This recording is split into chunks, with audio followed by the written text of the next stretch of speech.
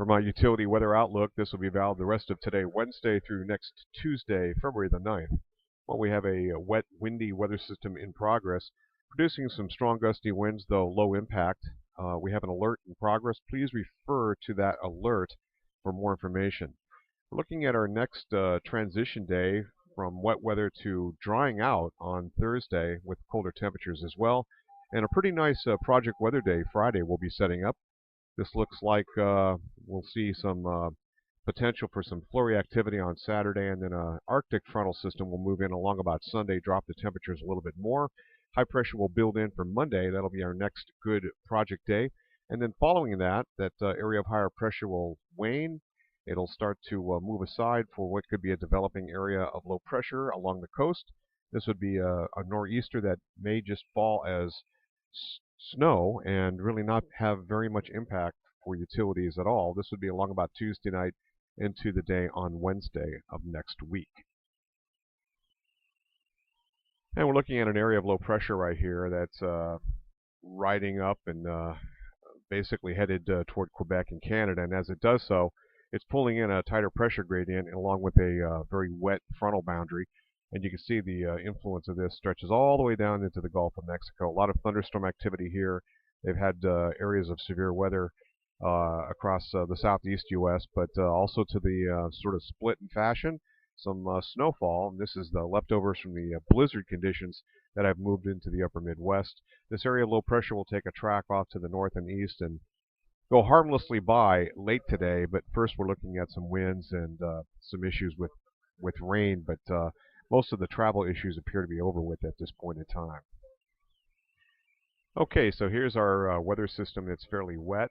The tighter pressure gradient rolls on by pretty quickly. It looks like we're looking at transition toward colder air starting to move in with these thickness values in the blue here below 5,400 meters thickness, and high pressure will then build in after a transition. Looks like we're looking at a pretty good project weather day to end the work week on Friday.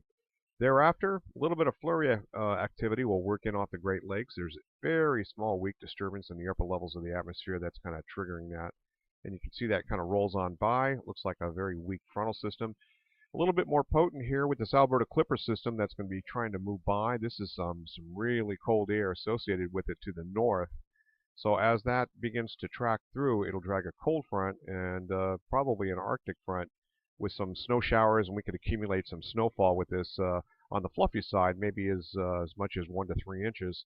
This would take place roughly during the morning hours, especially on Sunday. As that front moves on through, this area of higher pressure will then drop down, set the stage for another good project weather day on Monday. And we have a complex weather system, very strong, sharp trough of low pressure finally. We have high pressure off to the west, high pressure to the north. This is going to be building in a little bit. And the makings of a secondary low near Cape Hatteras, North Carolina. This is a good setup here, and the track looks like it's going to be along the coast and roughly just inside the channel. This is bountiful for especially our western sections of Vermont, certainly the Green Mountains. Maybe not quite as much for the eastern sections, but typically we'll see some of that play catch up on the back end as the whole thing moves on by. So let's run the transition.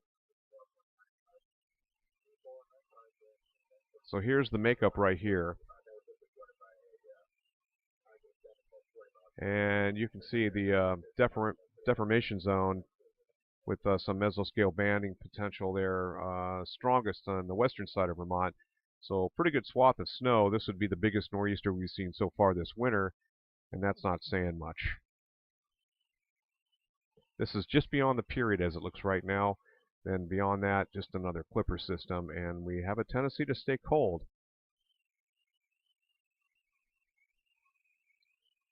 So I'm going to run these. This is a 24-hour snowfall. A little bit of stuff over the weekend we see, and then that moves on out. And by the time we get into Tuesday, keep your eyes to the southwest part of the screen there, lower left-hand corner. And here's our nor'easter inbound.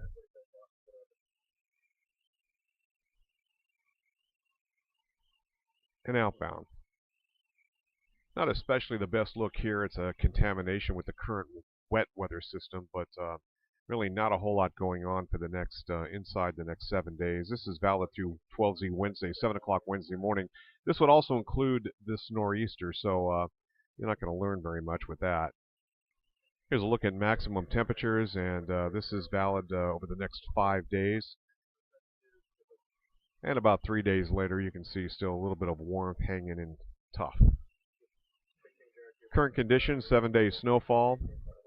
Not much to show here, except that the heaviest snows have been west of the spine of the Green Mountains in some parts of the lower Champlain Valley.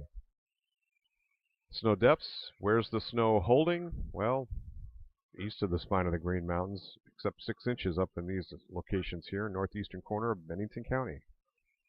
GFS ensemble forecast showing the rainstorm here, roughly about a half an inch for the Burlington area, centered on Burlington. Temperatures aloft get cold enough. Looking at just minutia here, but this is our incoming next system, that potential nor'easter, and you can see some of the whiskers here give us over 1.8, nearly 2 inches, but that's again coming off of subtraction there, so about 1.5 inches in general. That's it from here, Roger Hill, Wuthering Heights.